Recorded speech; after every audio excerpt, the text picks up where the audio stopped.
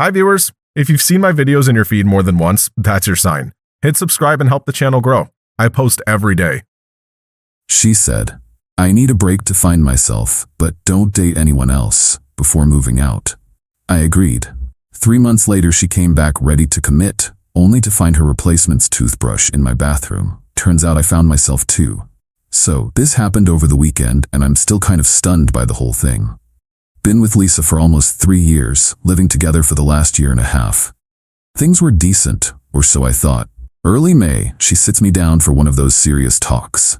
Says she needs space to figure out who she is outside of our relationship. Classic quarter-life crisis stuff. She's 27, I'm 31, figured maybe she just needed time.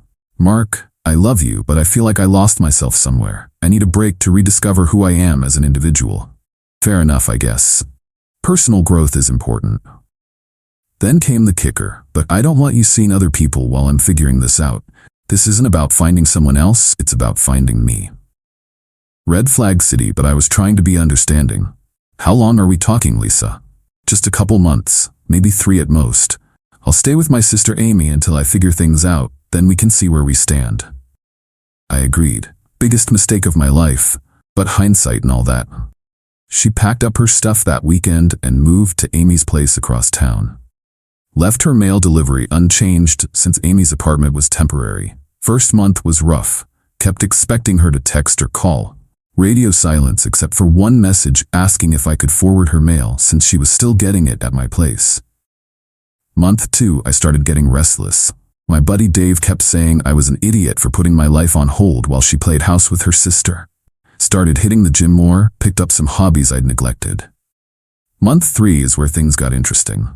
Met Rachel at a bookstore downtown. She was struggling with some heavy philosophy books. I offered to help. One thing led to another. We grabbed coffee, then dinner the next week. Rachel's different from Lisa. Straightforward, knows what she wants, doesn't play games. By week 3, we were spending most evenings together. By week 4, she was staying over regularly. Never officially asked her to move in, but her stuff started appearing. Toothbrush, shampoo, a few outfits. Natural progression of things. Fast forward to this past Saturday, August 10th. 3 months and 1 week since Lisa moved out. I'm making breakfast for Rachel and me when my doorbell rings. Look through the peephole and there's Lisa standing there with a suitcase and flowers. My stomach dropped. I opened the door.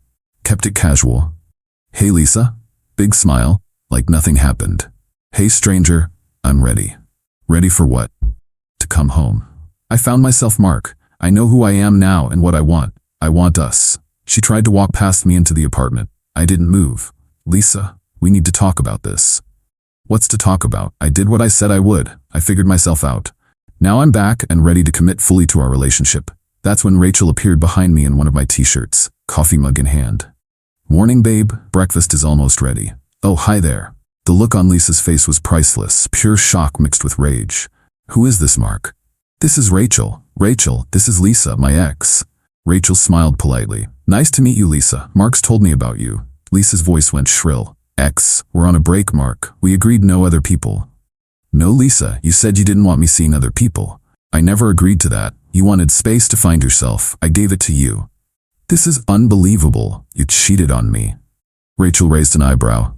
Cheated? Weren't you the one who moved out to find yourself? Lisa ignored her completely. Mark, we had an understanding. You were supposed to wait for me.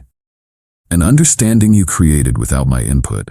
You decided you needed space. You decided the timeline. You decided the rules. I just went along with it. So you immediately started dating someone else?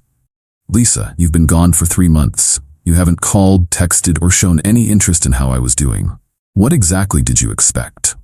She looked around Rachel to see into the apartment. Spotted Rachel's jacket on the couch, her laptop on the coffee table. She's living here? That's none of your business anymore. Lisa's entitlement kicked into overdrive. Mark, I need to talk to you privately. Tell her to leave. Rachel laughed. Actually laughed. Excuse me? This doesn't concern you. Mark and I need to work this out. I stepped forward. Lisa, there's nothing to work out. You left. I moved on. That's how life works. You moved on in 3 months? After 3 years together?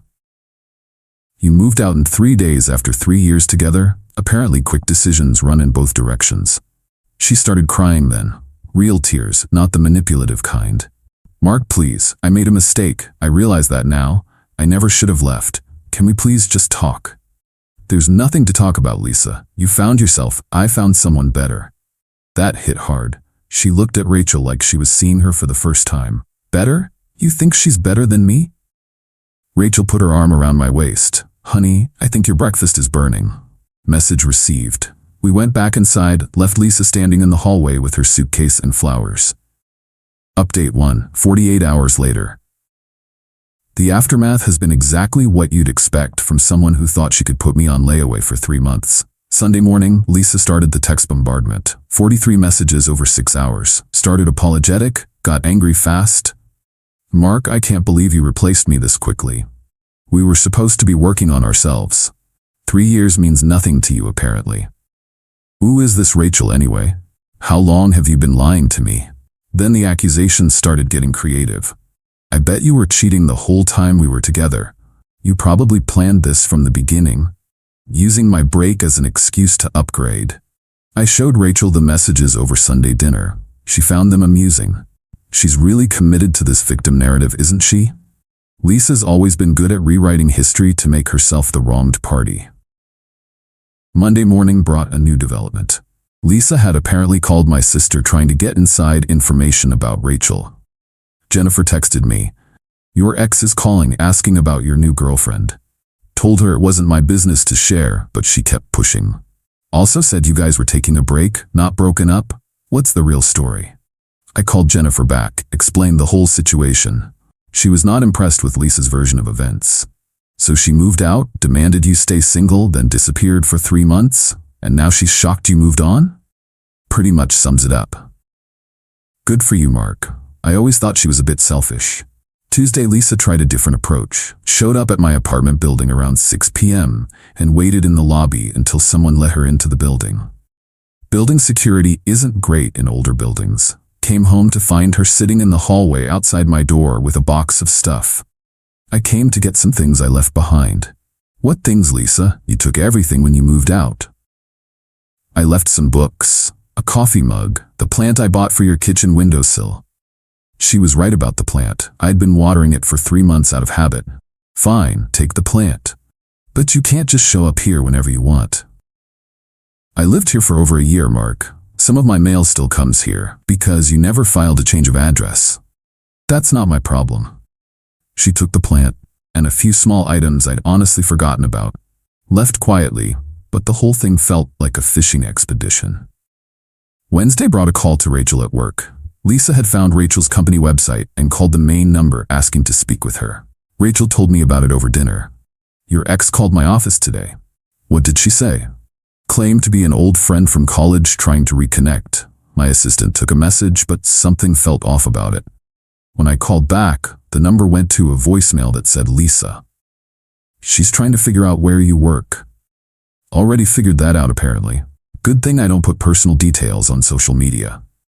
Thursday. Lisa called me directly around lunchtime. Mark, I need to ask you something, and I want an honest answer. What, Lisa? Were you already talking to this Rachel before I moved out? No. I met her at a bookstore in July, about 2 months after you left. You expect me to believe you just accidentally met your perfect replacement? I don't expect you to believe anything, Lisa, but that's what happened. It's awfully convenient. What's convenient is you deciding you want me back the exact week your sister probably told you to find your own place. Long pause. That's not what this is about. Isn't it? 3 months of soul searching and you just happened to find yourself right when your free housing situation expired? Amy didn't kick me out, but she told you it was time to move on with your life, right? And suddenly you remember you had a boyfriend. Another pause. Mark, can we please just try again? I learned so much about myself. Good for you. I learned I'm happier without the drama. Hung up on her. Didn't block her number yet, but should have. Update 2, 1 week later. Week 2 brought some interesting revelations and Lisa's last desperate attempts. Monday, I got a call from Amy, Lisa's sister. We'd always gotten along well. Mark, I need to apologize for Lisa's behavior. I had no idea she was harassing you and your new girlfriend. It's not your fault, Amy. Actually, it kind of is.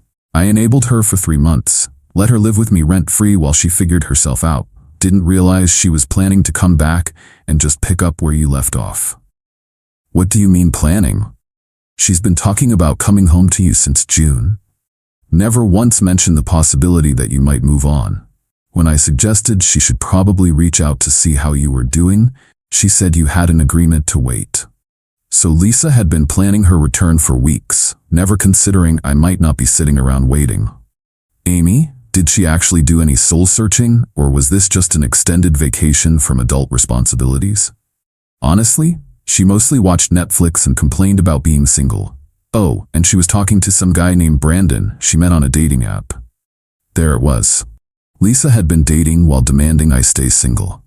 Brandon? Yeah, some guy from Denver. They talked for like 6 weeks. She was planning to visit him, but he ghosted her right before the trip. That's when she decided she was ready to come back to you. The timeline made perfect sense now. Lisa's soul-searching ended exactly when her backup plan fell through. Tuesday evening, Lisa showed up at my building again, but this time she brought reinforcement. Her mom Carol was with her. I buzzed them up because I've always respected Carol. Mark, Lisa tells me there's been some kind of misunderstanding. No misunderstanding, Carol. Lisa moved out 3 months ago to find herself. I respected that decision and moved on. She said you two agreed to work things out after some time apart. I never agreed to anything. She announced her plan and left. Lisa jumped in. Mark, you said you understood. I said I understood you needed space. I never said I'd wait around for you to finish your journey. Carol looked uncomfortable. Lisa, you told me Mark agreed to the break terms. I did agree, Mom. He said he understood. Understanding and agreeing are different things, I said. I understood she wanted to leave. I didn't agree to put my life on hold. Carol turned to Lisa. You told me you two had worked out all the details before you moved in with Amy. The lie was unraveling in real time. Lisa had been telling everyone we had some mutual agreement when really she'd just announced her decision and left. Carol, I love your daughter, but she made a unilateral decision to end our relationship. I accepted that and moved forward. Carol apologized for the confusion and left with good woman, terrible at reading her daughter's manipulations. Wednesday brought the final desperate play. Lisa called Rachel directly. Rachel told me about it that evening. She got my personal number somehow. What did she say? Wanted to meet for coffee to discuss you, said woman to woman. She thought I should know the real situation. What real situation? According to her, you two are engaged and I'm breaking up a family. Also mentioned she might be pregnant. She's not pregnant. We haven't been together since April. I figured, told her if she was really pregnant, she should probably call you instead of me. Also mentioned that engaged people usually live together. How did she respond? Hung up, but she's definitely getting desperate. Thursday morning brought blessed silence. No calls, no texts, no surprise visits. Friday, Amy called me with an update. Mark, I told Lisa she has to move out by the end of the month. This whole obsession with getting you back is unhealthy. Good for you, Amy. She's been lying to everyone about what really happened. Mom thought you two had some official arrangement. I thought you were both working toward getting back together. Turns out she just left and expected you to wait. Where's she going to go? Back home with Mom and Dad, probably. She burned through her savings during the soul-searching phase and never actually figured out what she wanted to do with her life. Except come back to her old life. Yeah, but that option doesn't exist anymore, does it? Saturday morning, I woke up to complete silence from Lisa for the first time in 2 weeks. Rachel was making breakfast when she checked her phone. Your ex sent me a friend request on Facebook. Block her. Already did, but she also sent a message saying she was moving back to her hometown and wanted to apologize for any misunderstanding. Think she's actually done? Her sister said she has to move out, probably ran out of money and options. Final update, 1 month later. Time to close this chapter. Lisa moved back home to her parents 3 weeks ago, and the blessed silence has continued. Amy texted me last week. Lisa's living with Mom and Dad again, working part-time at a retail store while she figures out what she wants to do next. Still thinks you made a mistake, but at least she stopped talking about getting you back. Apparently the reality of being 27, broke, and living in her childhood bedroom was the wake-up call Lisa needed. The soul-searching phase had cost her most of her savings, and the failed backup plan with Brandon left her with no other options. She's seeing a counselor now, Mom insisted after she learned about the phone calls and surprise visits. Therapist is apparently helping her understand that breaks don't work the way she thought they did. Amy also confirmed what I'd suspected about Brandon. Lisa had been planning to move to Denver to be with him until he lost interest. The timing of her return wasn't about finding herself. It was about her other option falling through. She's embarrassed about the whole thing now, realizes she messed up pretty badly. The harassment stopped completely once she moved back home. Distance helped, but I think reality finally set in that the comfortable life she'd abandoned was gone for good. Rachel and I officially moved in together last week. She gave up her lease since she was spending every night here anyway. Her toothbrush now has company from all her other belongings. Think you'll hear from her again? Rachel asked while organizing our shared bookshelf. Doubt it. Lisa doesn't handle embarrassment well. Plus, she's 4 hours away now and barely has enough money for gas. Good. I was getting tired of being the other woman in a relationship that ended 3 months ago. The best part about all this is how it clarified what I actually want in a relationship. Lisa's drama showed me the difference between someone who runs away when things get complicated versus someone who stays and works things out. Rachel's straightforward approach to everything, including dealing with crazy ex situations, is exactly what I needed. She didn't get jealous or insecure about Lisa's attempts to reclaim territory, just practical about protecting our relationship. You know what's funny? Rachel said yesterday. She probably did you a favor moving out to find herself. How so? If she hadn't left, you never would have realized you could do better. Sometimes people need to remove themselves from your life for you to see how much better life can be without them. Lisa wanted space to find herself and demanded I wait around for her to return. Instead, she gave me space to find someone who actually wants to be with me. Her loss became my gain in the most literal way possible. The girl who needed 3 months to figure out what she wanted ended up showing me exactly what I didn't want. Someone who treats relationships like a subscription service. You can pause and resume at will. Rachel never needed to find herself because she already knew who she was. Turns out that's way more attractive than someone who needs to abandon you to figure out basic life questions. Lisa got her space to grow and learn. I got the space to upgrade. Everyone wins, though probably not the way Lisa planned. Sometimes the best revenge is just living better without someone than you ever did with them. Lisa can keep her self-discovery journey at her parents' house. I found everything I was looking for right here.